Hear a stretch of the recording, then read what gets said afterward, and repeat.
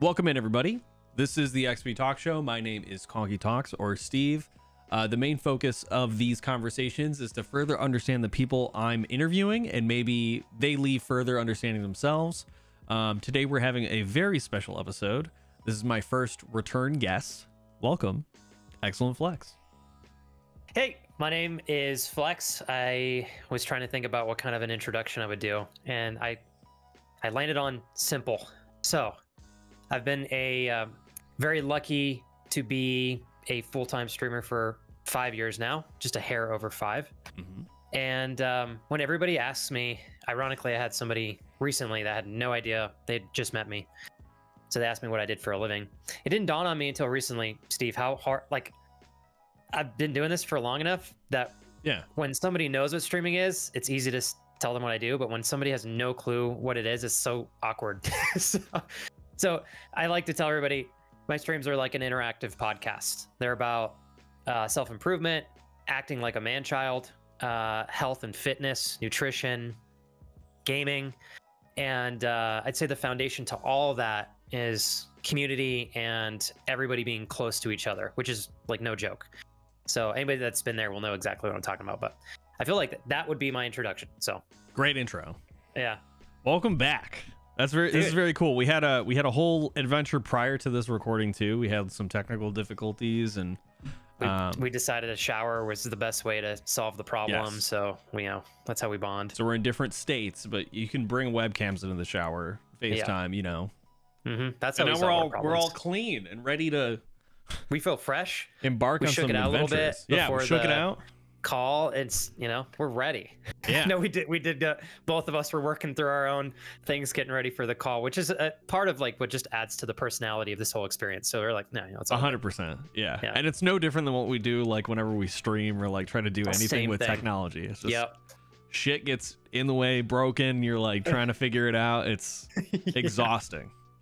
So exactly. Yeah, I'm just gonna start off with not only thank you for coming back on the show, but also thank you for setting aside more time so I can figure out the technical side on shit that I was going through, and then also continue on the episode. So thank you for that.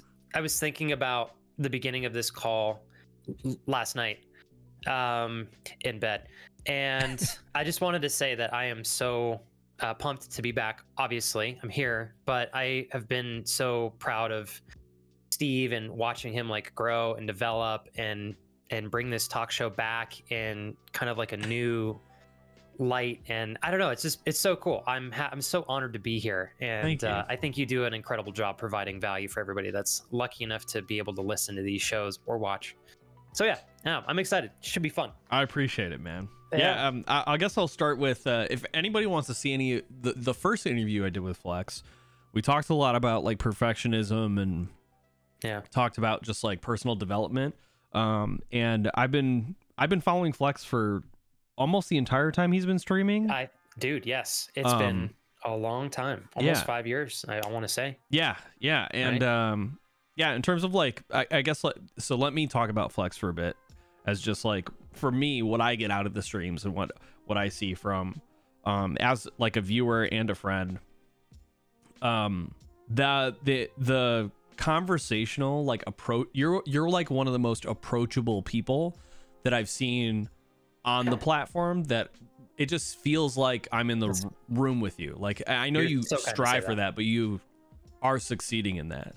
Thank you. That's like the best thing I could hear. Yeah, and I've been on my personal journey endeavors and stuff. I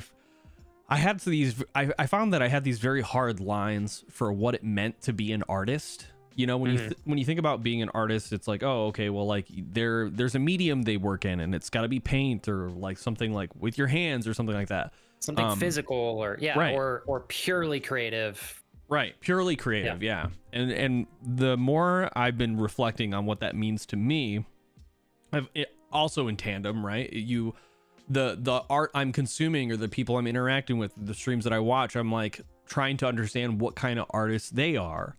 And not everybody has the same technical ability or uses OBS in the same way. Like you can. I think that's like totally fine if you invest your time in like cool effects and all that stuff. But oftentimes I think like you know, when I think of you, the art of conversation is really like where I think you excel in. I consider you an artist in approachability and being just like genuinely conversational with people.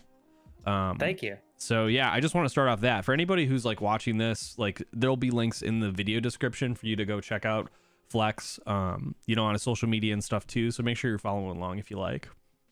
It was ridiculously kind of you to say thank you. Yes. Well, it's just the truth, you know, like I think it's important for, especially like as an artist, right? How do you become a better artist, right? You get feedback from the people that, you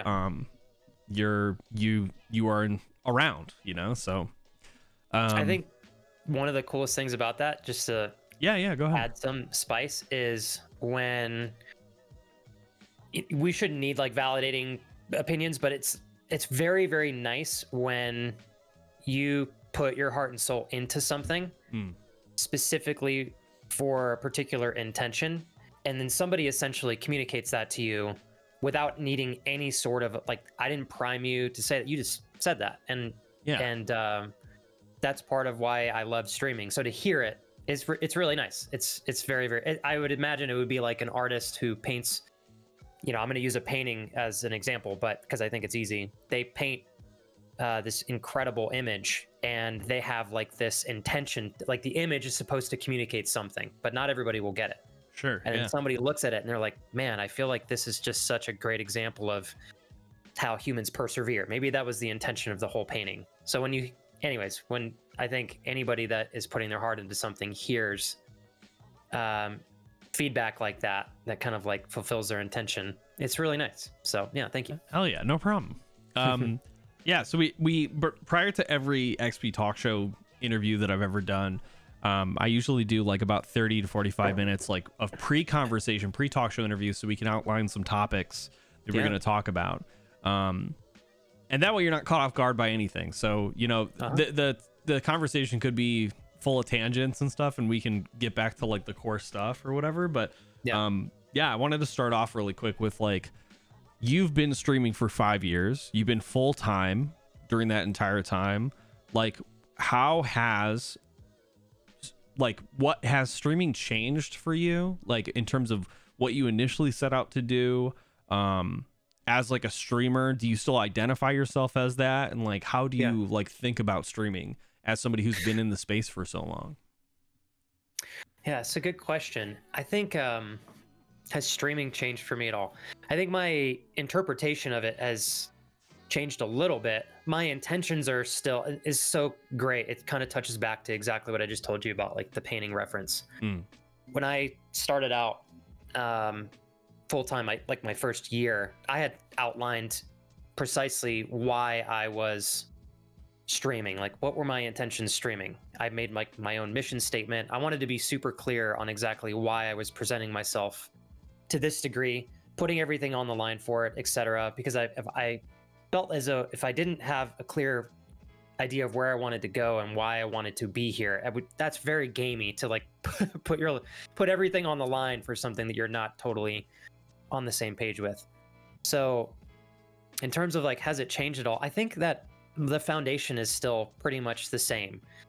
I think things on Twitch have changed a lot in terms of the platform and the community and the company. So like those approaches may be different, but in terms of like my stream and the community that we've built together, I think like the personality of all that's pretty much the same.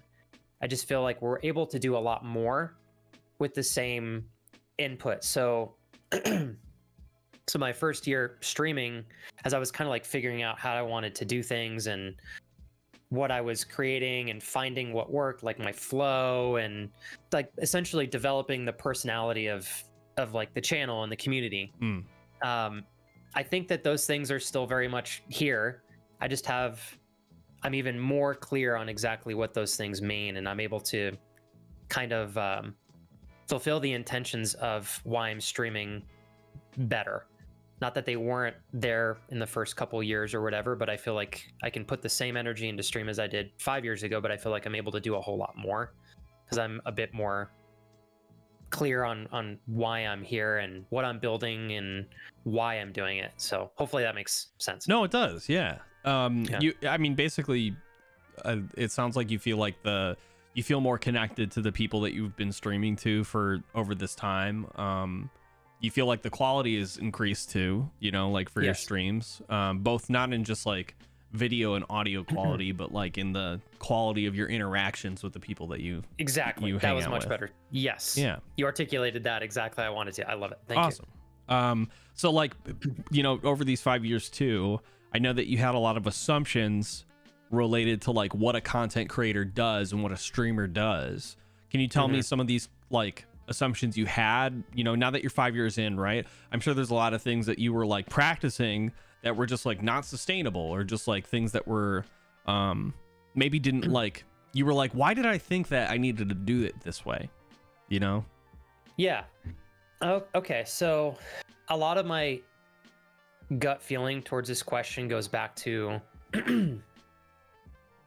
developing an opinion of what being like a full-time content creator means based off of a lot of external things. So, you know, I had never really been in the streaming world as like a career prior to doing it, right? So coming into it, I had some pretty standard beliefs, I think, that a lot of people that are like self-employed may have. You might compare yourself to people in like a 9-to-5 job. So when you're thinking like content creator, one of my biggest things that was like a hurdle I had to work through was thinking, you know, in order for me to take myself seriously and other people to take me seriously, and in order to feel fulfilled, I'm not saying that these things are true. I'm just saying these are some of the things that I dealt with in the beginning. Yeah. I was like, I have to stream 40 hours a week minimum, you know, like I need to be on camera live for 40 hours. Cause like, that's what people do in real jobs, you know, 40 hours a week. And, you know, I made this like giant assumption without even, I had no idea the amount of work and energy that it would take to be present just on stream. Right. For 25 hours a week. As an introvert too. Yes. Yeah. So it's like even more taxing, you know? Yeah. Yeah. And so like, there's that whole picture. And then I never until you're like in it, you don't realize how much energy and effort and creativity and structure and discipline goes into the things that take place that are not live. So like they're stream related, but you're not on streams. Like there's tons of stuff that you have to do off stream. I think if you want to take streaming seriously and you want to try to pursue longevity and joy and success, it's not all about just being on camera. There's tons of stuff off camera as well. So I really struggled with that reality for my first, and I don't know if I mentioned this on our first interview, but I remember my first 4 or 5 months streaming when I started full time. I was streaming 48 to 52 hours a week, doing the thing that I loved, that I had dreamed about doing for a decade, especially when I was trapped in a cubicle. It's all I wanted to do. And then I had my chance to put it on the line and I went for it and it was a blast. And then I found myself for, I think 4-ish months in, starting to dread coming on stream. You know, I wasn't looking forward to it. And that, I mean, like, you know, that happening 4 months in was very concerning to me. Yeah. I remember thinking like, oh God, did I make a mistake? Yeah. And really what it was is like my environment was telling me, I'm like, dude, you're streaming way more than you are capable of streaming. For the quality that I wanted to output and the energy that I had, I was absolutely exhausting every ounce of energy that I had. It was more than it was far. You were beyond burnout. Much. It just wasn't sustainable. Yeah. What had happened was I was about to ask, like, tell me what happened. Like, how did you get to the point where you're like, shit, I really got to reassess what the fuck I'm doing here. So, you know? okay. So, and I've talked about this a few times on stream, sorry. And I really wish that this was something that people talked about more. Cause when you're looking in on the outside, I know like sometimes you see these big content creators that have hundreds of viewers, or sometimes 20, 30 or 5, etc. And they're like 10-hour stream, 13-hour stream. And sometimes you see 4-hour streams and 5 and whatnot. But I think it's so easy to get, you like hone in on certain analytics and you think that equates to success, or like what you should be doing if you want to pursue success. And what were some of the like analytics that you were looking at? Was it just like, you know, overall average views, or like what were you looking at in order to You know, ironically, like the views. So I guess the best way I can answer that is I had streamers that I loved. And I watched and I looked up to them and I learned from them passively by watching them. And most of them just happened to have quite a bit of viewers. I never really like looked at viewers as an indicator of success, even though ironically, like oftentimes it is. Yeah, sure. But I had these content creators that I had been watching for years. And so I saw them doing these 8 to 12-hour streams, 5-6 days a week. And so watching that enough passively, I think internally I was telling myself, you made some you assumptions. need to do exactly. Like I assumed that in order to reach the point where these streamers were, where they were having fun and making a good impact, I needed to do 12-hour streams. I needed to play lots of games, you know, etc. And so anyways, long story short, what I ended up concluding was, after having like my 4 months of streaming for 48, 52 hours a week, it was great for a while, but then immediately I remember there was a turning point where I was just blown out all the time. I was exhausted. I had no energy to do things. I felt like I woke up, streamed, worked out, repeat. Yeah, you were completely burned out for sure. I was totally burned out. Yeah. So once I realized that I had reached a point where I wasn't enjoying this anymore, and I had already spent, you know, 4 out of my 12 months savings on it, and this is every penny that I put into the stream. I'm like, oh my God, did I make a mistake? Yeah. And it took me some time to sit down and reflect on how I stream as like my own individual self. And so it was hard for me to come to terms with the reality that like I needed to reduce my hours live significantly, because in my brain, you know, all the stuff that I had been exposed to prior was saying, no, you must stream as much as possible. That equals fun, that equals value for people watching you, that equals success, right, etc. And anyways, really, long story short, what it was is I had to ask myself, like, what kind of a streamer am I? A lot of the people that I was ironically watching, they were very heavy gameplay streamers.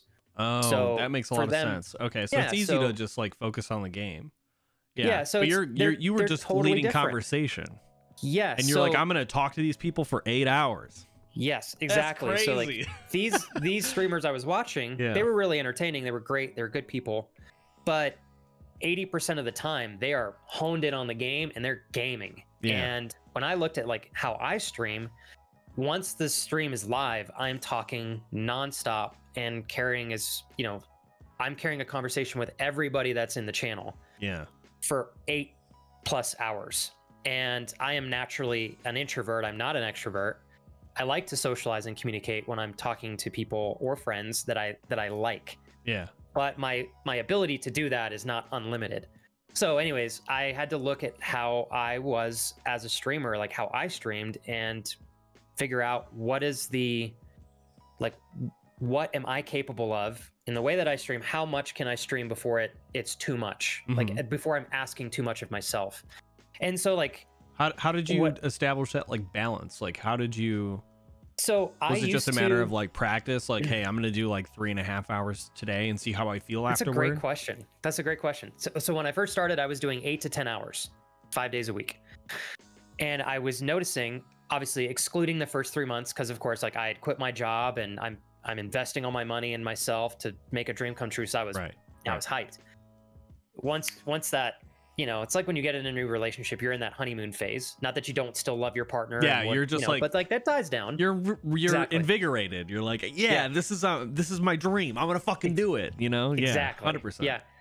So I was like, okay, I do these 8 to 10 hour streams, and I remember I took like a week off to figure this out, because I was like, I need to figure this out now, or I'm in big trouble. And so really quick, because I want to make sure I want to take this piece by piece. That week off, what did you do? Did you give yourself, were you like from the jump, like, okay, starting today, we're not streaming? Did you like write down all the things you were struggling with? Like, what was the process for you? That's such a good Steve question. You're so, I love your emotional intelligence, man. Thanks. Yeah, from what I can remember, because it's been almost 5 years now, I took the week off. I remember that first thing that I did is I gave myself like a few days of just like, dude, go recharge. Nice. because I was exhausted, I was blown out, and you deserved it. You fucking deserved that shit. And I was freaking out. So, because for those of you that don't know, I put like my whole life savings into strategizing every penny that I had. Like, can I live for a year off of this? And I could, but I did not have a lot of wiggle room. And I was already 4 months in, and I'm like, oh my God, this is like this is a third of everything I have to my name gone already. And so anyways, it was stressful. So I'm like, I gave myself a few days, be a potato, play games, hang out with friends. And then after that, I did take time, because I remember for a while, I was like, why am I so conflicted? And I like couldn't define that. I was like, I'm bothered, I'm anxious, I'm really stressed. And why am I not enjoying streaming? Like, and I couldn't answer it. It was really weird. Yeah. So I remember I wrote down on the top of this piece of paper, like, disliking streaming. And then I made this, anything that came to mind, I'm like, okay, I don't feel like I have time for anything else in my life. I would like draw a line down to that. Yeah. And then I would go, why? And it's like, well, I'm streaming 10 hours a day and I'm working out an hour and a half to 2 hours a day. And so I'm like, I don't have any time. So I was just trying to like give myself breadcrumbs to find these answers. So that was one thing that I did. So you mapped out like the behaviors. Yeah. I tried my best to like reverse engineer as much as I could. So I could figure out and like self-define these things, because I was so conflicted. That's great. Yeah. Yeah. And then the big eye-opener for me, once I got a better picture of what was going on, was once I realized, I'm like, for how much social energy I put out there, and I am obviously not like a hardcore gaming streamer. Anybody that's seen me knows that. Like, we have fun when we play games, and normally, because I'm usually making a fool of myself. But like 70% of the stream prior to getting into the game, it's an experience like this. We're having conversations, we're connecting, we're talking about, I think, really good subjects. Yeah. And people share their like personal experiences. There's a lot of like just talk about like life experience happening from multitudes of different people from different countries. And there's a lot of like, there's a wealth of knowledge in just that being shared. Yeah, exactly. And I'm spending time with my friends. That's my favorite part about the stream. And anybody that's seen the stream, you guys will know what I mean. I know everybody that watches me, unless it's your first weekend there, and we're getting to know each other, if that's something that, you know, like they're okay with. So I'm carrying all these conversations. I'm trying to continue to get to know everybody better. I'm trying to help anybody out that needs help with things. I'm being goofy in the process. You know, my personality's coming out as well. Mm-hmm. So once I realized like how much social energy I put out, I was like, wow, okay. For me, there may be somebody who can stream 12 hours and maybe they're a competitive League of Legends streamer. And if they're not communicating to me, like if I was sitting and playing a game competitively, I could do it for 10 or 12 hours. But I wouldn't be talking very much. So I would basically be changing my social energy for like hard entertainment energy, right? So anyways, because that's not the type of streamer that I am, I had to reflect on like, okay, I probably need to significantly reduce my hours that I'm streaming to match what I'm able to output. So anyways, the way that I concluded that, long story short, I ramble a lot. So sorry if if I'm boring everybody. You are answering the questions I'm asking, man. Thank you. Yeah. I sat down and I was like, you know, when I do like an 8-hour stream, I typically notice, because I used to do it in 2 chunks. I would do 4 hours in the morning, and then I would do a 4-hour break in the middle, which is when I would work out and recharge for a little bit. And then I'd get back on at 6 p.m. and I would stream 4 to 5 hours, and then I'd finish at like 10 o'clock at night. Mm-hmm. And then sometimes I would do 8 in total. I pretty much always had 10 out of 10 fun. Didn't feel like I was like having to like dig for energy. Yeah. To like keep going. Like I never really hit that point until I was at around the 4 to 5 hour mark. So I sat and had to ask myself, like, where do I feel like I'm starting to dip energy wise to where I'm feeling like I'm not as capable at communicating or being empathetic or sympathetic. And the answer was like 4 hours.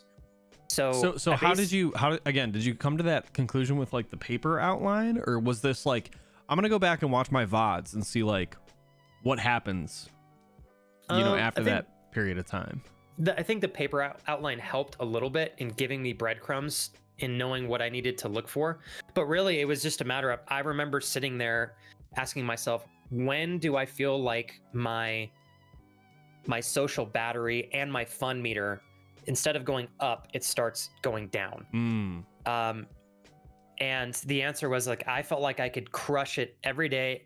I'd have a blast. I felt like I was able to put what I wanted to out there and stream and fulfill my intentions and give value at a top tier level until about 4 or 5 hours. And then I felt like I started to dwindle down.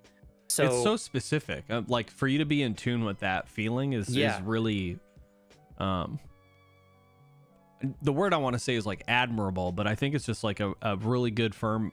Once you give yourself the time to understand like what you were experiencing, you were able to figure it out like within that week. And that's impressive.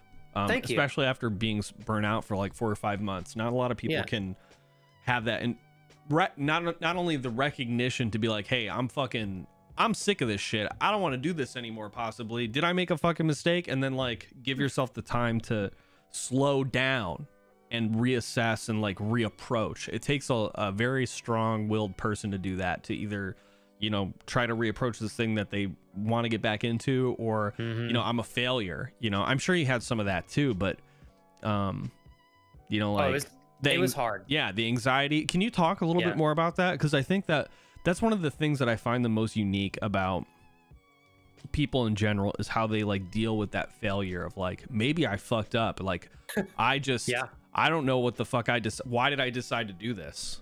You know, like I don't know if I should be a streamer. I just decided I wanted to do this for sure, but like, dude, my savings is almost gone, like panic attacks, like all that shit, you know? Like how did you deal with that failure and be like, okay, we're gonna give this like another go? Did you still have this is what I imagine, let me know if this is accurate, okay? Yeah, because this is how I handle these things.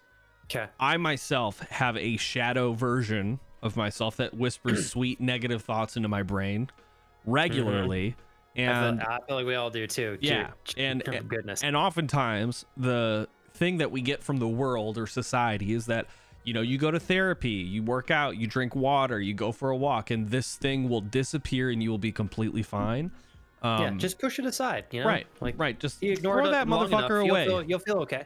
Yeah. What I found is that the shadow is always with you, regardless of time. It follows you everywhere. Right. Yeah. And there are things you do to keep them in check.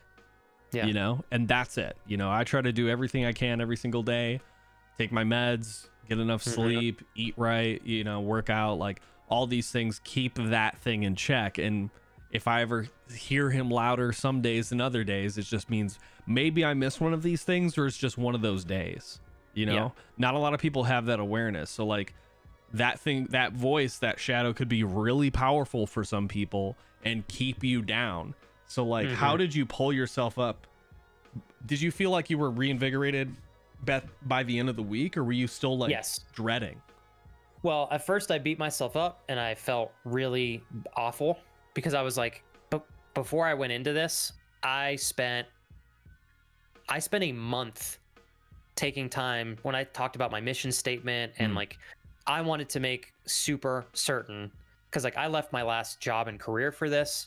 I didn't have a ton of money, but like I had all the money that I had worked for the last 5+ years saved that I could save in real estate, right? In real estate. Yeah. And you know, and like I was at a point in my life where like I'm getting older.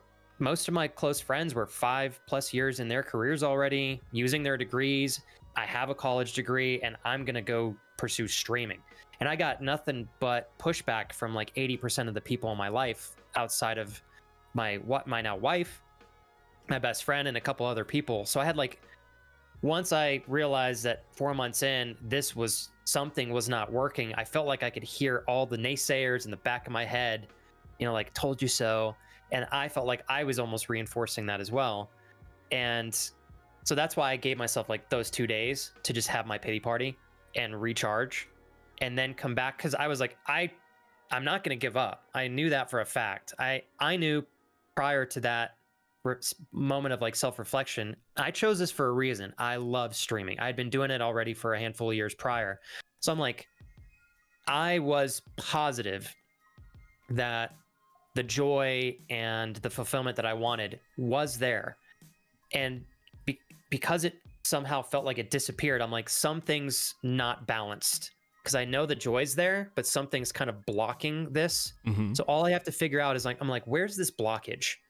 And I had to tell myself, I'm like, look, if you can figure out where the blockage is, just like a dam, you know, and then release the floodgates, this becomes fun again. Like, I know that joy is there. Something's holding me back from that. So the reward of all of this beating myself up and the naysayer voices, you know, the reward of confronting those things and not letting them consume me was the possibility of me being able to come back to stream like, oh, yeah, now I'm having fun again. Like, you guys, this is great, you know? And so that was, I feel like that was kind of how I dealt with it as best as I can remember.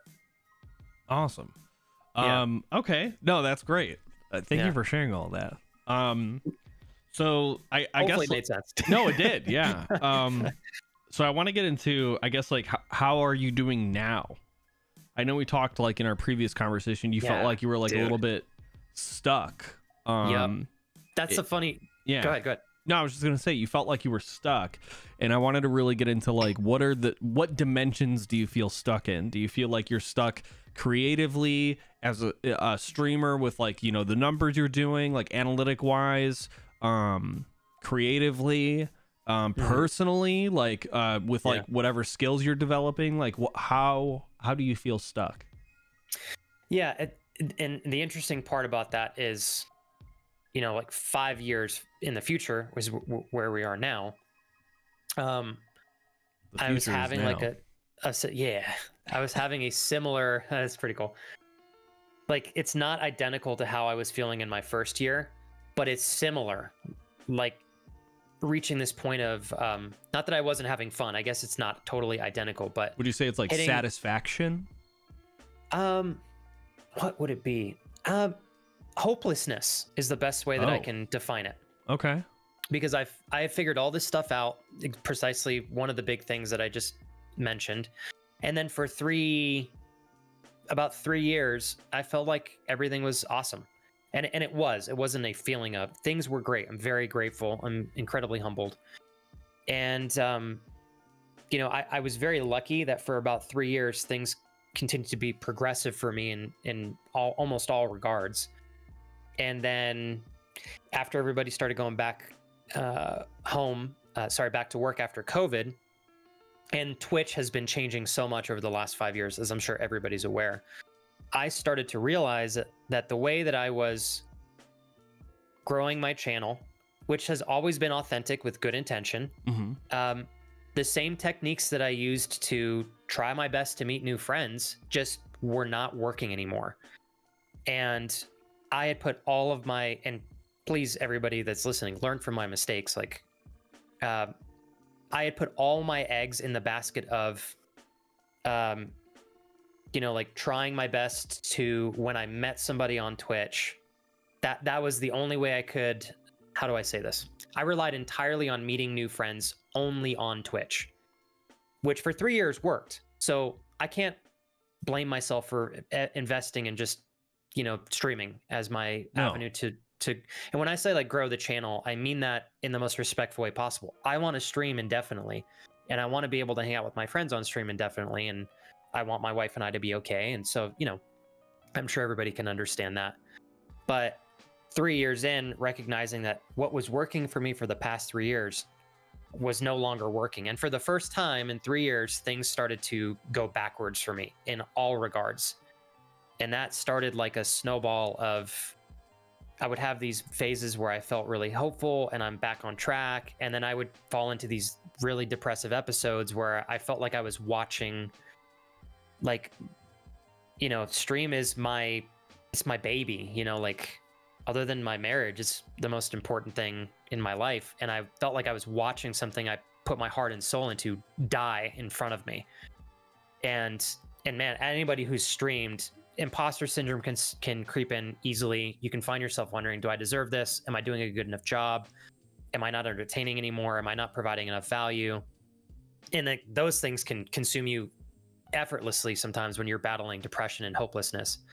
So anyways, to answer your question, for the last 2 years, up until I want to say like about a month and a half, 2 months ago, I feel like I'm finally starting to get my get grounded again. I've just felt very stuck in not being able to grow the channel. I'm still, the streams are incredible still. When we're live and we're hanging out together as a community, it's spectacular. There's never a lack of joy or great experience in that regard. But the reality is like, if I cannot grow the channel sustainably, not everybody stays and watches streams for 5 years. Some people come and go, and that's a hard reality. And so it was starting to become very apparent to me that if I cannot get my act together and figure out how to grow the stream more intentionally, I may not be here in a few more years. So for 2 years, I had to watch the stream slowly go backwards, like in all regards for the most part. Yeah. And God, that was really hard. I felt hopeless for a long time. And so that would be the easiest thing I could reflect on in terms of feeling stuck. Would be trying to figure out how to not just be a streamer, but to also be, you know, like, I don't know what term I want to use, but like be smart about growing the channel so that I can keep doing what I'm doing, you know, like, I guess that's still being a streamer, but, I think so that for 2 years, that was really, really tough. And then managing my energy would be the second part to that. Right. And that's another, we can chat about that later, but yeah. I think like a lot of it had to do, I mean, when it comes down to like the streaming aspect of it, like I think the term life coach has a lot of negative connotations, but like the way you speak to people and you just genuinely like engage in conversation and approach, like, I mean, everything from like simple topics, diet, whatever, exercise, to like really difficult things that people share in the channel. I know that's taxing too. But it just seems like, you know, maybe, I don't know. I feel like you could do a lot more for yourself creatively. You know, the streams can always improve. You know, you'll always get feedback from the people that matter the most. I think right now, like, I don't see any improvement on stream. What I would like to see from Flex personally is just more things for yourself that is not a streaming related, because those YouTube videos are loved by everybody. Yeah, you could do more of those. And that was the crazy thing is like, I hope I'm not pivoting the conversation too much, but go ahead. And Steve, drive this wherever you need. I want, sometimes I'm realizing for anybody watching, I'm like so incredibly comfortable live streaming, but for whatever reason, whenever I'm outside of like my channel or recording something, it's different. It sounds ridiculous, but he doesn't have a full control. That's what's happening right now. Yeah, right. But so, you know, like what had dawned on me was the last 2 years, I was so afraid to change my approach because I had been doing the only thing that was working. And again, I'm not sticking to habits that were bad intended. No.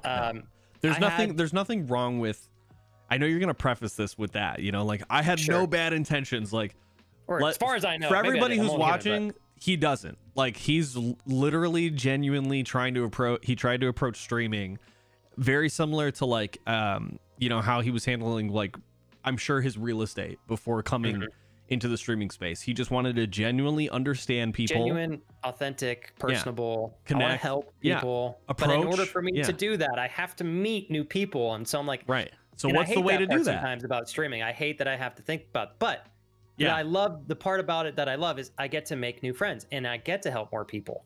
But like, if I can't find a way to open the door to say like, hey, how's it going? I won't be here very long. Right. You know? So, but yeah, for like the last 2 years, it had dawned on me that I was still doing most of what I had been doing 4 or 5 years ago. And I was so afraid to change the approach because I was worried about utter failure that I stuck with it for 2 years. And it's like, I wish I had the courage to go back 2 years in time and say like, hey, everything's all right. Let's re-strategize. You didn't have the time. You didn't give yourself the time. And that's the other part. And Steve's doing a great job, like walking me into this. That was the other part of my struggle of feeling stuck is like, I had no time and energy to do anything else because I was putting all of it on stream. And then the time that I wasn't dedicating on stream, I was spending an incredible amount of time, sometimes 15 plus hours a week, responding to trying to help everyone as well when I wasn't live in DMs, being present in some way, shape, or form outside of the stream. And then on top of that, trying to manage, you know, like making enough time for my wife and I, and working out. It's another one of my big hobbies. And so for so long, I was just streaming. It felt like I was streaming, working out, and then hanging out with my wife. And I ended up getting very burnt out socially. I was telling Steve not too long ago, what it felt like is my social battery was about this high every week, you know, and over time, I wasn't giving myself enough me time to recharge it. So I would dwindle it down to about here. And then my weekend's 2 days and I'm managing with about this much social energy. And I thought that the weekend would get me back up to here, but really it was only getting me to about right here. So slowly over time, my overall meter kept getting lower and lower and lower. And then eventually a few months ago, I reached a point where I was like, oh my God, I need to make a change. And I took a few weeks off to figure out what that was, get myself reinvigorated, you know, excited about the journey, come to terms with like, I have to change things, you know, and I still haven't quite figured it out. I'm still working through it. I still have to get better with discipline and better boundaries. Yeah. But I feel like I'm finally seeing it. So if anybody watching, whether you're streaming or in some other profession, don't be terribly hard on yourself if you feel like you are mad that you haven't figured it out yet. It took me 5 years. I wish I'd figured it out 2 years ago, sorry. But everybody's on their own path, you know, and like sometimes when you fail, it may be a better lesson. Ironically, like maybe I'll be in a better place now after having a rough last 2 years than I would have had I changed 2 years in the past. I don't know. I think so. No, I think so. Cause like you need that so much. You need that, like you need the failure in the past to happen in order for you to proceed into the future with everything that you've learned, you know, regardless of like the failure, you still accrued an experience that you didn't even have the fucking awareness. First of all, so like it's on autopilot, right? You know, because you're like, okay, well now we got the whole energy level straightened out. I can just, you know, do half my streams, and then we're gonna go back to it. And there's just like this thing. You said it, you talked about it through multiple parts of the conversation. There's this like not nagging. It's like an itch of like I'm not doing enough. You know? And it's like, what is that? Like, what does that mean for Flex? And it's like, dude, I am streaming enough. If I do more, I'm fucked. So what do I do? You know what I mean? And now you have to like really assess whether or not streaming by itself is enough. And we figured out it's not, right? So like, where is the time that as an introvert you can spend that is going to be rewarding and fulfilling? And I think a lot of it has to go back with like, you know, the huge appeal for those YouTube videos for me is I see somebody who, you know, obviously time has passed since those videos. A lot of time has passed, but there's just like this playfulness, and that's like when you're at your best. Like this like free, playful, like we're just fucking around, hanging out, like we're talking, hanging out, and it's like it's when you're the most approachable. Yeah, you know, and I can sense that like those moments recharge you. And I think like whatever you can do outside of stream to create the content that you want to make, because again, there's no rules for this shit. Everybody's going to tell you like, oh, you need to have a YouTube video that's a specific amount of time, blah, blah, blah. It's like, yeah, sure, that works. But there's a market for everybody out there. And most of that time, it's not about like, will people watch this? It's about how can I create something that like I care about, that I feel is good enough to be out there, that I will feel proud of when I watch. Like you can cringe at those old videos and stuff, but they're still fun to watch. Yeah, I still enjoy them. Yeah, and so does your whole community. I think like that's a really big. That might be like your clue of like where you need to lean into it, is like all these external non-live things that people can just like watch and have a good time and feel like they're like with you on whatever it is you're doing. You know, like, hey, we're going to Chipotle today, you know, like I've been here twice, still garbage, Yeah, you know, like still garbage. Yeah. You know, incredibly mid. I might come back next week. Who knows? Because it's easy to get. You know, like you gotta. I feel like that's where a lot of the. I know you talked about. Well, we can transition too. Like I know you talked about possibly starting a podcast with Kira. Yeah. You know, with your wife. So great. Steve is so good at this. I cannot wait to see you to continue to kill it with this long term. But like, look at his face, guys. Like when I mentioned that, like he was so excited about the prospect of what that could do. Yeah, you know, it's really interesting you brought that up because my wife is incredible. She is literally my God. She is like soulmate. My compass. Yes, it's so clear to me, and I love her to death. And she better know that. No, she does. You know, she has spent so much time helping me work through a lot of these things, and there's so much that like I just don't have time to talk about on one episode, but there's a lot more to it than meets the eye, I would say, certainly, especially for streaming. But her and I trying to figure out like how do I, you know, like how can I try to figure out how to grow the channel when I feel like I don't have any energy left in me. And I've reached like another one of those points like where I was 5 years ago. I'm managing as much as I can, streaming 5 days a week for now on average, we go for about 5 to 6 hours. And, you know, I'm so reliant, you know, and sometimes I hate, here's the interesting part. People on stream here who say this all the time. I hate that. I love streaming and I love being able to make a living doing it, but I hate that I have to treat it like a business because I'm close with everybody that watches and supports me and my wife. Yeah. And I don't like feeling like I have to treat people like customers. So I still deal with that conflict, but, you know, my wife and I figuring out like, how in the world am I going to be able to grow the channel when I feel like right now I have to be live 5 days a week and I want to be.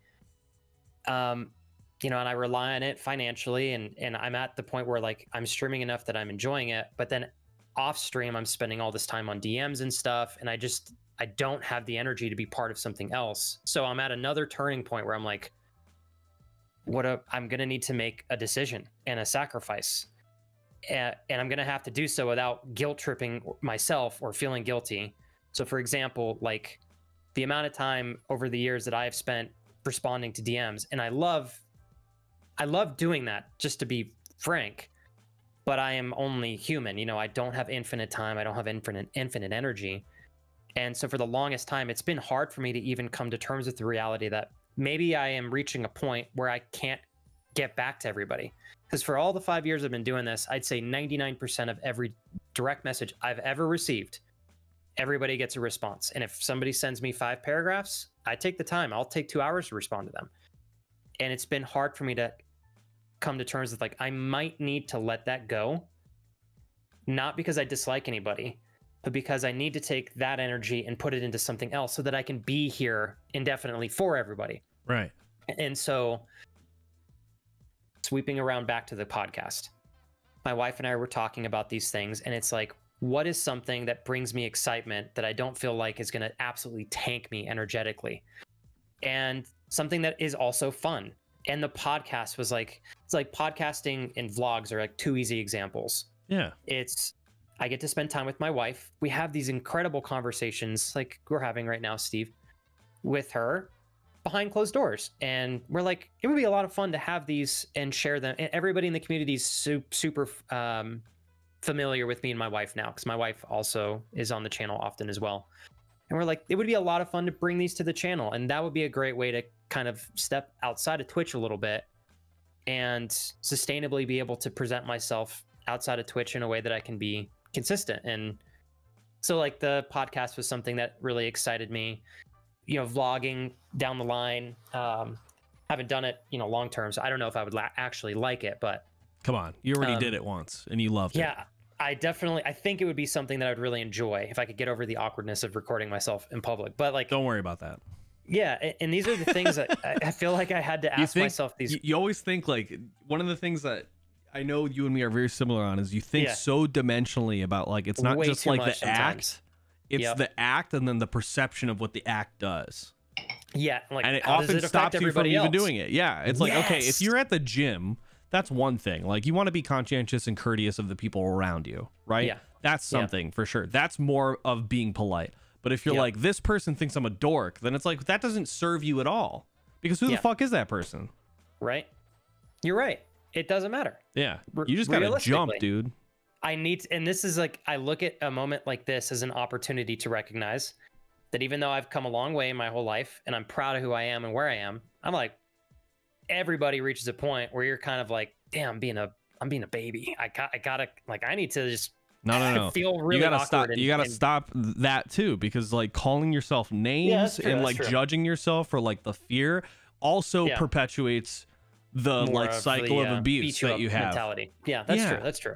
Yeah, and like I mean, that was like the one thing too, regardless of like your life experiences, like if you have a negative self-talk track and you enable that self-talk track, like it's almost never helpful. Yeah, it's never going to get you like past that point. True. Yeah, and don't beat yourself up for beating yourself up too, because that's the other dimensional thing you and me probably do too.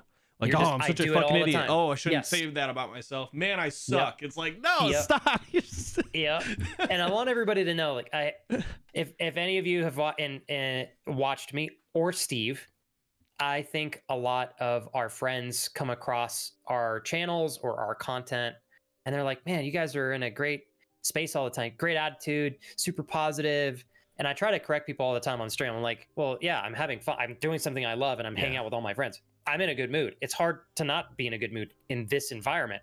Right. But I'm a mess often outside of stream as well. So like, that's why I like that Steve brings these things to life, because I hope all of you also recognize that Steve and I are both very happy, but we are still constantly working on ourselves and reflecting on things that we are not happy about. And we're like, how do we change these things? Sometimes it takes a while to make that reflection. I've come to terms with that many times.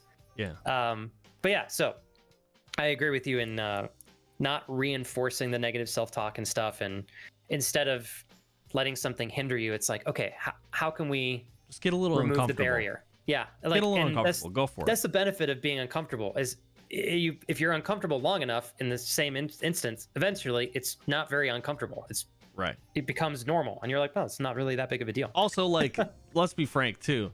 You as like an awkward person, like whenever you're like experiencing something new, even with like a game, like that's entertaining to watch, because like who knows what the fuck he's gonna say. Like sometimes you just say like a phrase and we're like, what's happening? And then like now everybody's like saying the same like, weird stupid ass phrase, or like now it's an alert on the channel, like da, like I just you know, like it's just it becomes part of like the flex lore. It's the personality. It's like the personality of the channel, and it's not just me, it's like the personality of the channel and the community, and it's like a group of friends. You come up and, you know, your friend trips on his own shoelace, and now you have this inside joke. One thing I want you to really understand too is like the reason why the people are there are because of you, right? Like they show up because they want to be, like, you have a positive effect on them. You've had a positive effect on my life just from just viewing and like hearing conversations. And, you know, I can't imagine that anybody else, I can't speak for everybody, obviously, but like, I know what I get out of the channel and what I get out of like being around you, like just from a stream, you know, and by the way, I said likewise, by the way, I have to give you the credit too. Yeah, just accept my compliment. All right. I know. I need to get better at that too. But yeah, I think like naturally, like you are the product at the end of the day. Like, and it doesn't help to think about yourself like that. So like whatever you can do to create extensions of your personality and self, like whether it's like a short edited video, nothing fancy, you know, just quick cuts, boom, boom, boom, boom, upload. Or like even if it's like a short conversation of you and Kira on the couch, like a podcast doesn't need to be an hour. We don't need to sit down and do this for 45 minutes. It could be 6 minutes. It could be 12 minutes, you know, like, hey, we're going to talk really quick about what happened today and like how we work through it. You know, like that shit is super valuable. And it's not, again, it's not about like, how do I, because this is the hard part too, is like, you're still, the way I recognize like your momentum as a streamer is you got to a point where like, you took all the skills from being in real estate, your approachability, getting to know people, trying to understand their needs, and then like trying to engage with them so that they would either buy a house or like look to you as like a resource for, you know, their next home, blah, blah, blah, or their friends. Like, that guy was really cool. We should hit them up, blah blah blah. Like those skills worked really well in the beginning, and that's why you have like a really strong core group of friends now in the streaming space, online, in your Discord. But it's also why you've become like overextended. Spread myself too thin. Because these other people who see this, and I'm not going to say fuck these other people, but there are people who like look to take advantage of that because they don't have those people in their life, and they see somebody as approachable and nice, and they're like, oh, he really cares about me. And it's like, I mean, I care about everybody, right? But like, I can only do so much as an individual. I can only do exactly. And I struggle with that for a long time, because like when someone like that comes into my life, I'm like, I want to help as much as I can, but after a while, I realized that I am once you spread yourself too thin, you are actually devaluing all the interactions you have moving forward. And that was the like one of my favorite parts about real estate is that's where I kind of learned how much I enjoy connecting with people that I like. And so like that really spoke to me, and that's kind of what was a big spotlight for me in realizing why I really like streaming. I'm like, oh, no wonder I've always really liked streaming. And real estate gave me a way to more professionally recognize that, like, if I get to do something as a job and I also get to make friends and help, it's really, really awesome. Yeah. And I had already been doing that on YouTube for a while, you know, just for fun. And then doing that on stream was a dream come true, literally, still is. But if I spread myself too thin, again, it becomes a point where I'm actually not able to provide as much value as I want overall, because I'm trying to help everybody. And a lot of it is like, I feel so responsible. And if I don't do it, I feel guilty. Right. And that was like one of the hard parts for me, was trying to tell myself like, dude, don't feel bad. You know, like if you have 130 DMs and you're like reaching a point where I've had days where I sit down for 5 hours and I'm like, this is it. And I feel bad because sometimes people have been waiting weeks, and I just had to give myself some sympathy and recognizing that, like, it's okay to pull back a little bit if I need to, so that I can provide the value that I want to without it being diluted, you know? Yeah. And I think those boundaries, like, you know, can be reinforced in the spaces you've already created, you know, Discord being like, hey, you know, this is an announcement. I've been receiving a lot of DMs from a lot of different people who are either in this server or not a part of it. And I'm going to let you know I'm closing DMs, except for people that are like, I'm close to, or like, you know, are the people I regularly hang out with, like offline or IRL, because I can't do this, you know, I can't do it anymore. If you guys want to talk in stream, my ask is that we do it. Yeah, that's where I have the time and energy, and then that's it, you know? And I should have done something like that a long time ago. Or given people, something I've been toying with is giving others a chance to submit questions, but recognizing that submit them so that I can read them on stream anonymously. So, but like I wish I would have concluded that years ago, so that everybody knew that the expectation is like, because I had set the expectation for 5 years, essentially, that if you send a message to Flex, you will get a response. Right. And of course, when you project that expectation out and it's not fulfilled, people get upset. Sometimes people are bummed. Sometimes people are upset. Sometimes people misinterpret. And you can also invite the wrong people into your circle. Exactly. You know, like there's a lot of assumption about like who you are as a person and like how you should act. And there's a lot of like things that come with being a streamer, like dealing with people who are not emotionally mature. Like there's a whole caveat that comes with that. So I think that's like what's next for you, is like once you get these boundaries set up healthily, like in a healthy way, that'll free up some space for you to get creative or like make some stuff. And I think like you should totally work with Kira on that too, because I know that asking for help is really difficult. Like it's hard. It's easy to be like, hey, whatever feedback you guys got, you know, for me, please let me know. I want to make sure you guys are having a good time, blah, blah, blah. But like, that's not the vehicle to be doing that in. Like a live stream isn't the best place to be doing that. I think like trusting the people that you, again, surround yourself with, that inner circle, like the people that I've seen in the channel, like regularly, that, you know, that have been to your house, like those are the people that like can help you. And I think that's what you should be leaning into, you know? I agree. I think, and I feel like I finally started to come to terms with that, and giving myself the freedom to acknowledge that has been very nice, freeing. in Awesome. itself. Yeah. Yeah, I love that. Thanks. All right. Man, I wasn't expecting to breeze through this like within an hour. So now we get into like, oh, sorry, go ahead. This has been really, really, I hope that I've made sense, because I have, like I said earlier, 100%. whenever I do YouTube videos, I tend to ramble a little bit, but that's why I'm here. As long as you guys get the gists of it all, I'm happy. So we got it. I think so. Yeah. Before we like wrap up, I wanted to get into like some of the extra credit. So do you have any questions that you had for me? Oh, okay. Yes, okay. I wrote them down. And so hopefully you're okay with I personally, so I had like, I'm reading this right now and it's making me smile.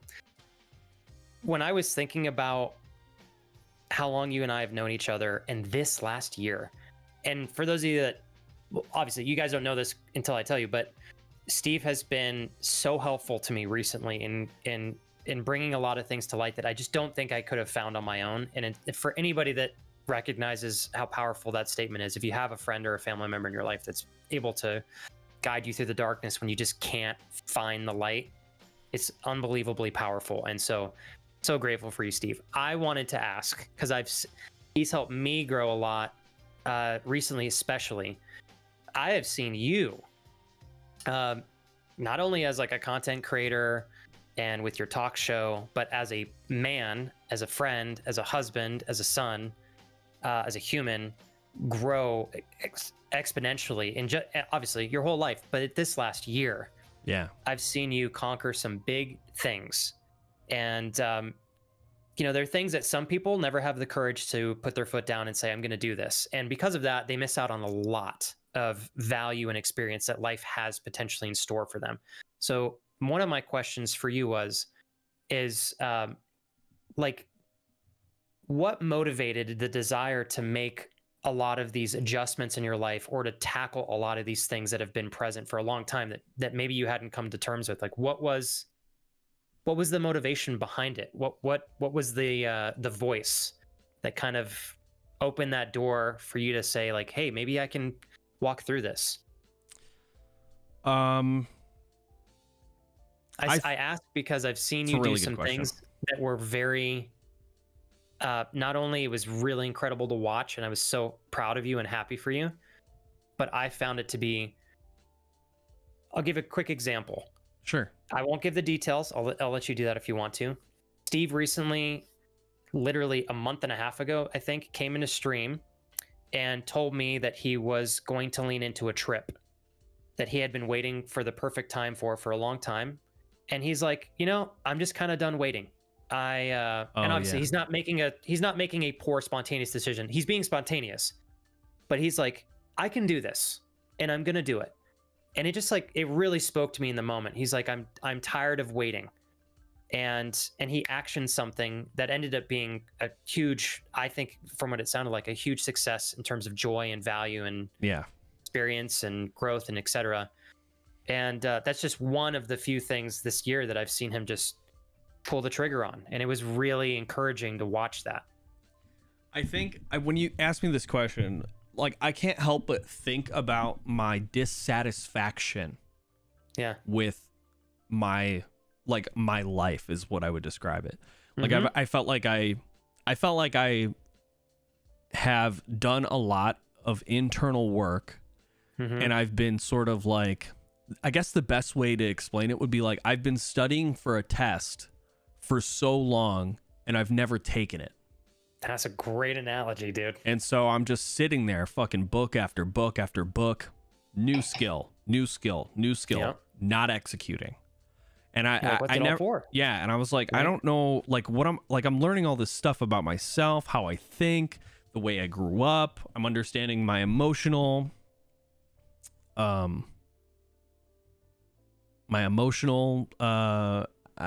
like intelligence more and more.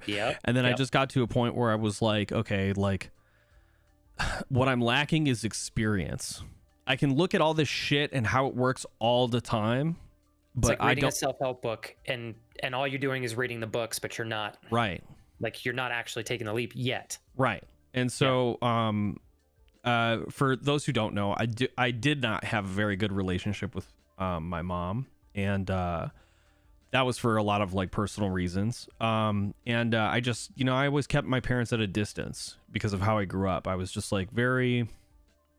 Sometimes we do it because it feels safe. No, it is safe. It felt safe for me. I can relate to that too. Yeah. And so I just spent a lot of time, you know, again, like understanding the emotional intelligence of my parents, myself, and then a trip presented itself to me, like Flex had mentioned. My mom was planning to go to Greece, and I had not been there since I was 12 or 11. And I'm 33 now. So, you know, like that's a long time to be away from a country that my family is from. So I was like, okay, so, like not only was growing up difficult for me, but like I didn't have strong father figures that I could rely on because a lot of them passed away, unfortunately. Not my dad, you know, he's got his own things going on, but like I had, it's a community of people growing up, right? So like I had amazing uncles that I lost growing up. I lost my grandfather, who was probably the most loving, caring male figure that I had in my life. And so with that absence, I was left to my own devices of figuring out what a man was, what puberty was, like all the things that like you would expect a parent to help you in, but me not feeling safe or know how to ask for help, you know, do that. So I had this like really conflicted, you know, scenario where my mom was going to Greece and she was like, hey, your dad doesn't want to go with me because of the flight time. Your sister doesn't want to go with me because of the flight time. Do you want to go? And I was like, really? I thought about it for like 3 days, and I was like, if I go, this could be like the worst thing that could happen to me and solidify like my distance from my parents. Reinforce all the things you'd been afraid of, right? Yeah. Right. Or I can go and I might become closer to my mom. And I was like, it's a gamble, but I think I'm going to try. And you trusted yourself too, which is keep going. Yeah. Keep going. Yeah. So the trip, we went to the island where my grandparents are from. My mom is a second generation, like born in America, or I'm first generation born in America. I was, you know, second generation American. And then, yeah, just being in, I can't describe what it's like I feel like for anybody who's gone to a country where their grandparents were from, or like their home country, there isn't, I always thought it was woo-woo bullshit. But like once I was on the island, I just felt like, to it. Yeah, I was like, I know I belong here. Yeah. And that brought a lot of ease. And I had some really, really, really good in-depth conversations with my mom. And it was the first time that we were able to like talk like we were just two people who had really tough experiences. And like I know I don't take my upbringing as a personal thing. It feels personal. There's a lot of emotional wounds related to that, but I felt like I was able to close a lot of those because of those conversations and the time that I was spending. And it was also a really good validating experience because I had been, again, studying for this test of emotional awareness and intelligence and all this stuff. And then I got to practice that in an environment where not only was I surrounded by like a person that was like a core thing of like emotional trauma and trauma for me growing up, but also around difficult environments. Yeah. In the most difficult environments with like, you know, going out to eat and like spending time in a hotel and like all that stuff. Like we had separate rooms, obviously, but it was just like intimate time all of the time, you know? And one of the things that I really got to practice was this concept of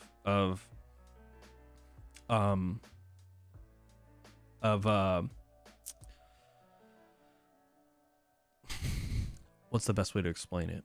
When people who are in a bad space or like in a negative way, this is ancient Toltec wisdom. So like something that I learned a while back at the start of pandemic, but people who are in hell want to pull you down into hell. With the right tools and practice and awareness, you can make yourself your own heaven. And that was something that like I had unknowingly cultivated and been able to do and just be that the whole time. I didn't get pulled down into this like negative space of, you know, trying to run away from everything or fight everything. It was just me existing and seeing and being an observer of what was going around and happening to me, and then being able to reapproach and and have those conversations. And that was like the start for like a lot of big changes that happened for me this year. I think, you know, same thing with like working out too. Like I went to another trip with the Philippines and I got closer with my wife. I got to go to her homeland, you know, like where she's from. I got to meet her extended family. I work out and I do physical fitness all the time. And then I was like, oh shit, now I get to like practice using this, not only in this difficult, you know, jungle hot environment, but like I'm surfing now. You know, like I learned how to surf and I was able to like execute and do the things. Like there's just something so rewarding about being able to use, you know, fitness equipment and then be like, okay, I'm gonna go do this thing and I'm gonna be fine. Put it into play. You earned it. And that was like another realization too, was the play aspect of it. I was like, the playing, like I love video games, don't get me wrong, but like the childlike play, the like being playful and adventurous, right? Physically like present, engaged, emotionally engaged, like nothing else matters right now, but I just want to like kind of fuck around with this stuff.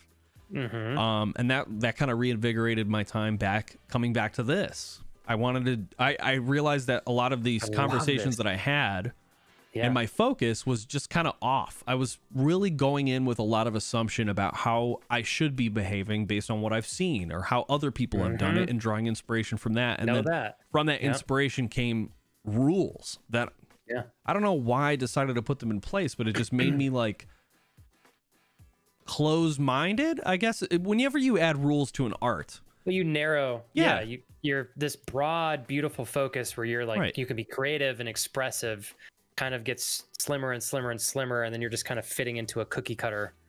Or if scenario, right? It's not.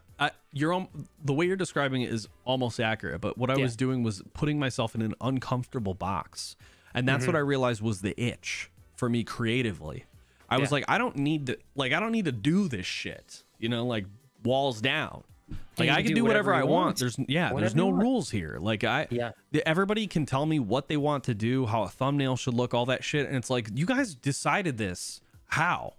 You know, like I don't want to participate in a space that tells me what I can and can't do or what's a good idea. Like I'm not in it for that anymore.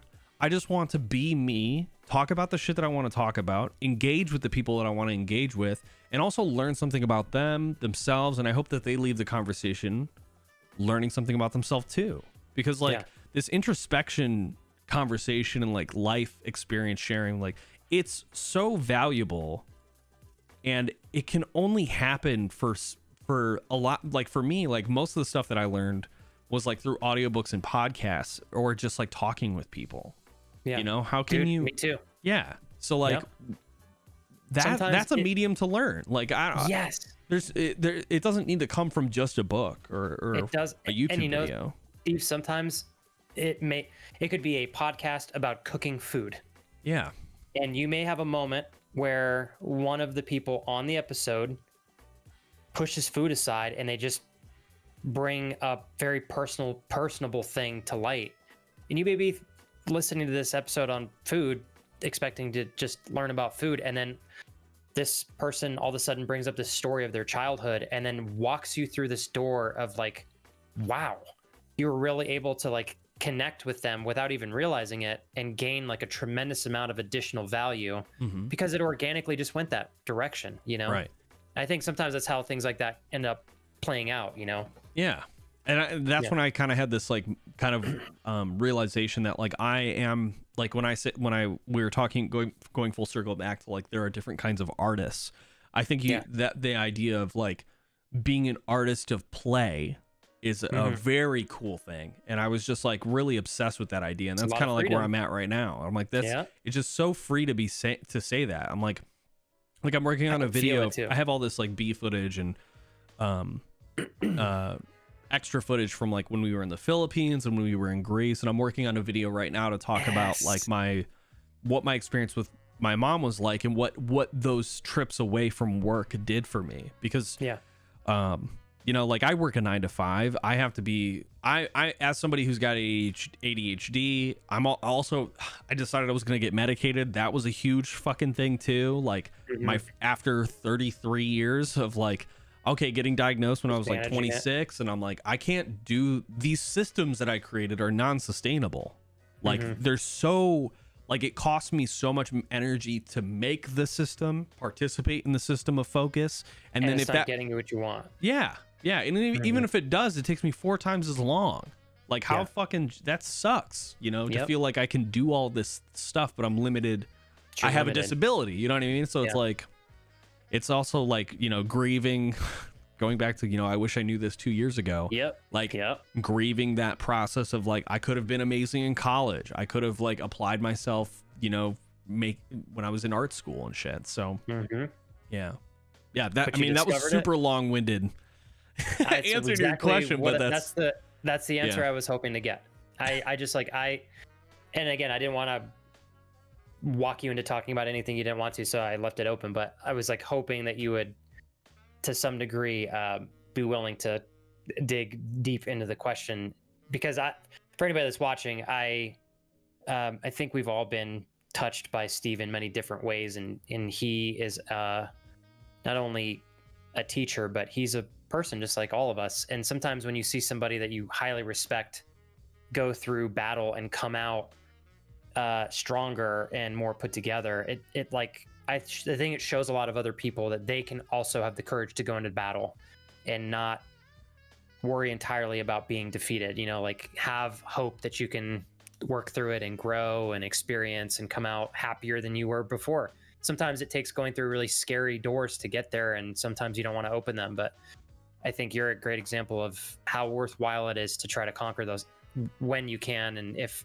you're ready. And I see a lot of people Thank you. In similar positions, and they may never open the door, and it breaks my heart. I'm like, you don't know what's on the other side. And sometimes maybe it's not always good, but I think for the most part, when you're willing to deal with the really tough things, you typically get really big rewards. Not entirely, not always in the way that we might think, but you may gain a lot of wisdom and growth and courage. And I mean, there's a lot that comes from it, but I think the hard. Oh, sorry, go ahead. No, that was primarily why I wanted to ask, is I know you've come a long way since I've met you, and man, this last year has been a power year. Yeah, it's been a power year. Year of discovery and travel and growth. I think like for anybody who's listening to this and is like, I think a good way to frame it is like you have to relinquish control at a certain point. And a lot of the things that happen to us in our life that are both good and bad, those things we didn't have control over. And so why can only the bad, why can only like bad or planned things that are good like happen? I don't think that's, again, like going back to that line I said of being like an artist of play. Like that's what it is. Like you're playing. Like it could be scary. This game could be fucking scary. That's what life's about. It's like being a little kid. How do you figure out how to walk? You know? Yeah, and you're gonna fucking fall, scrape your knee. Yeah, you're gonna eat some shit for sure. You know, it's guaranteed. Yeah, but the outcome, like, that's just I always like to circle back to, if I cannot tell people enough prior to meeting my wife how brutal it was dating and putting myself out there and approaching girls, working on being comfortable, approaching girls, talking to them, and like purely with the intention to meet a lifelong partner. And man, I got demolished way more than I had, moments where I was like, wow, this is really great. And there were moments where I was close on saying like, maybe I'm just not going to look for a partner, you know? And if I'd given up, I would have never met my wife. But like, if people only knew that there was potentially something really great waiting for you on the other side of a lot of effort and work and scary, overcoming scary things, I think we'd be more willing to go through them. So that's why I think stories like yours give people the courage to recognize it. Like, man, there's a really big fucking elephant in the room. But like, if Konky can conquer it and gain a lot of personal growth and a better, an incredible like moment to, I don't know if this is the right term, to like repair a relationship with your mom and get closer with her and yeah. I mean, it was a selfish endeavor too. Like, I'm not gonna lie. Like, I wanted to repair that also for myself. Like, it's for me. That's a lot of weight to carry, right? Yeah. Yeah. Like, I can't be reliant on, like, if I want something related, and this was something that, you just have to recognize, like my parents are not emotionally mature enough to know when to do anything, but I do. Like, but you know. Yeah, so it's like if I want a better relationship with them, like I can. You may have to take the initiative. I can right? olive branch it. Yeah, Yep. I and can it do hurts that sometimes. For sure. If you're not ready, you can use that as like you can use that as a place of anger. You know, like it's easy. If I have to do I this, did that for. They don't care. I did that. I get it. I did that for so long. Dude, it was just me like, too. dude, Been there. You know, fuck these people. Fuck you. Yep. You don't They don't care about understand me. You're never gonna understand me.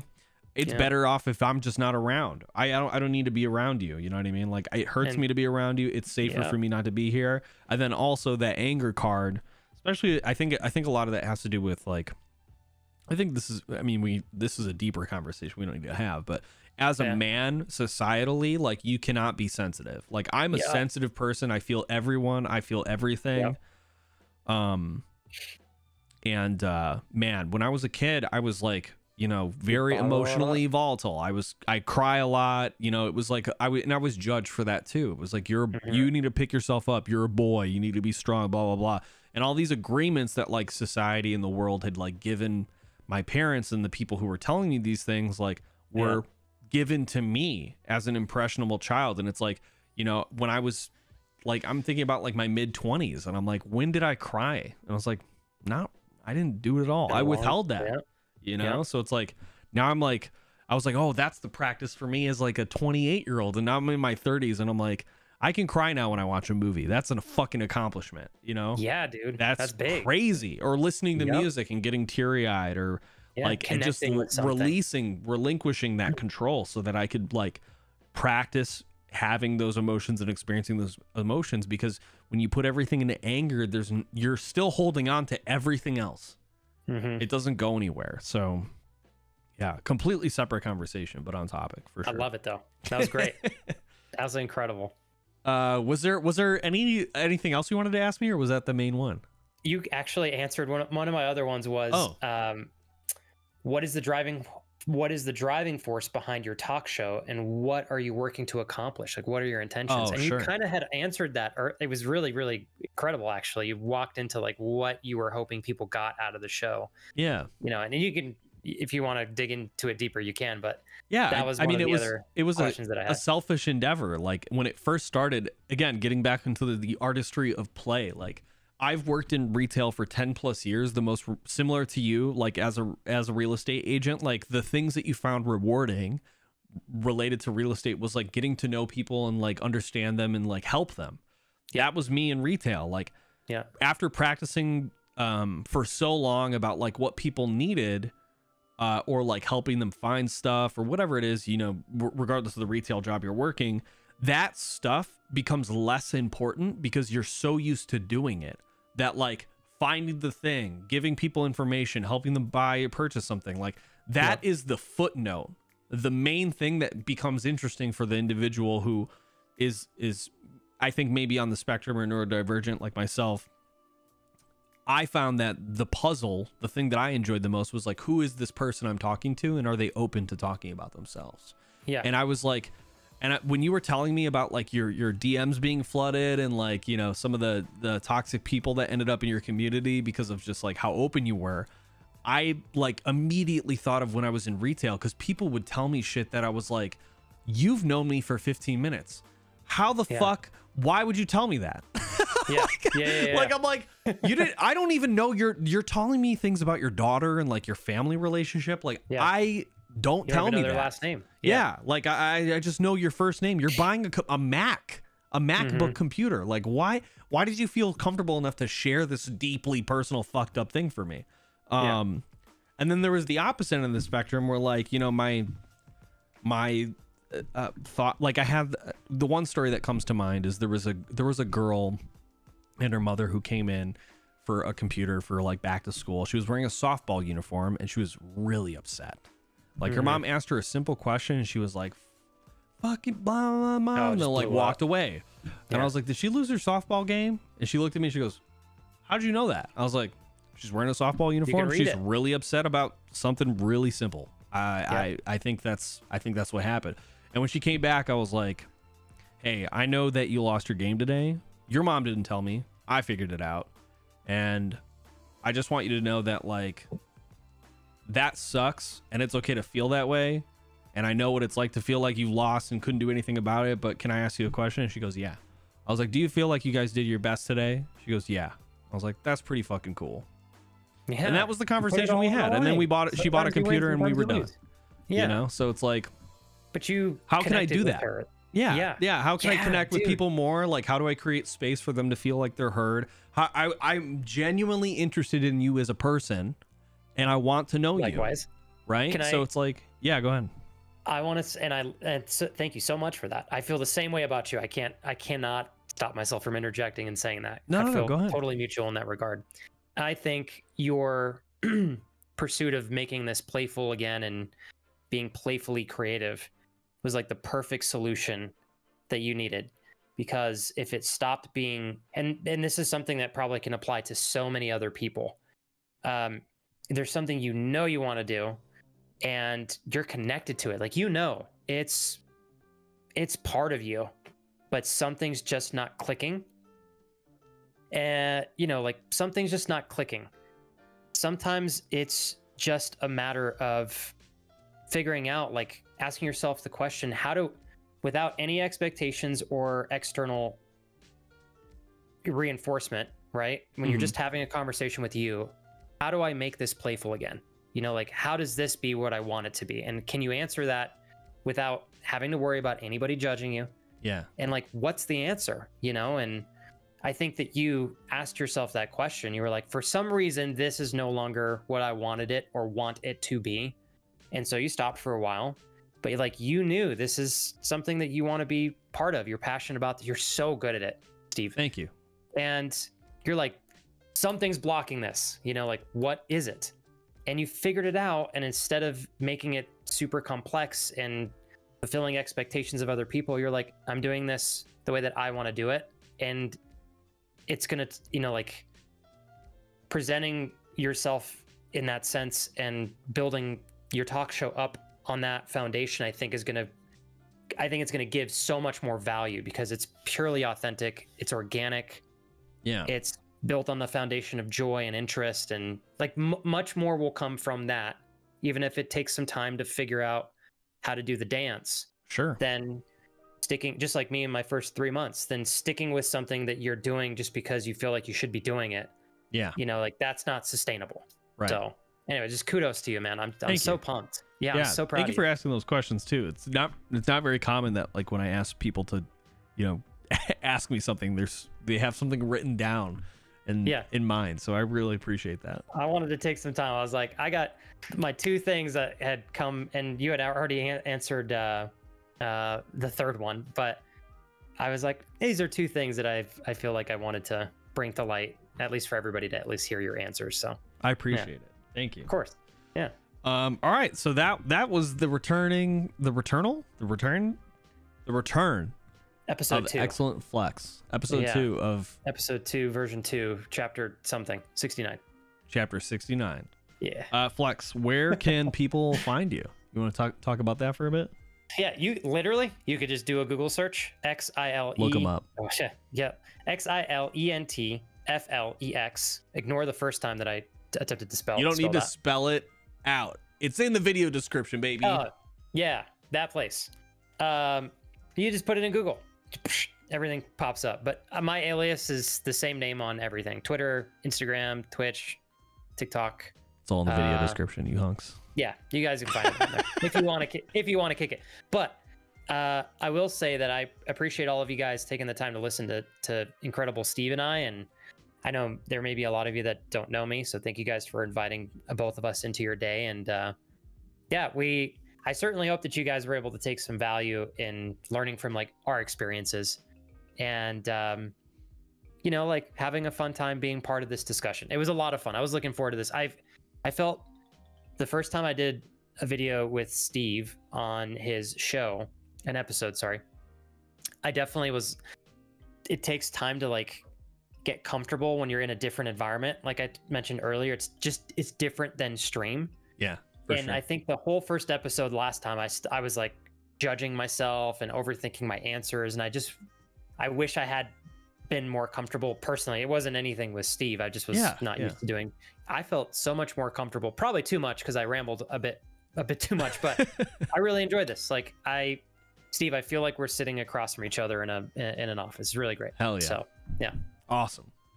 All right, guys, that was the XP Talk Show. If you guys want to check out any of the links, they're going to be listed below. I'll have Flex's personal links all listed right there. Instagram, Twitch, all that fun stuff, YouTube, and I will have my social links below. If you like this video, please leave a comment, say hello. It really does help like boost the visibility of this stuff. And if you are subscribed, make sure you hit that bell too. Interact with it for sure. Definitely interact with it. Interact with this with the stuff that you like and enjoy. And one other thing too, there will be also a link to, if you can't watch this on YouTube or you don't have YouTube Premium, there will also be a link to the podcast episode, which will be hosted on Spotify, iTunes, and other places as well. Cool. So you can check that out if you want to just see the audio format. Flex, thank you for sharing your personal experience with me. I'm so glad I had you back on. I'm glad that I was able to have this conversation like after so long too. It just feels good to be back in the seat with somebody who clearly appreciates what I'm doing and has so much positive things to say about me. It feels good. Honest so thank feedback. You for being a good friend. I appreciate you. Thank you for having me, man. For having me and for welcoming me into all these discussions. It was a deep pleasure. Thank you. Of course. All right, everybody. Thanks for being here, and we will see you on the next episode. Bye, guys.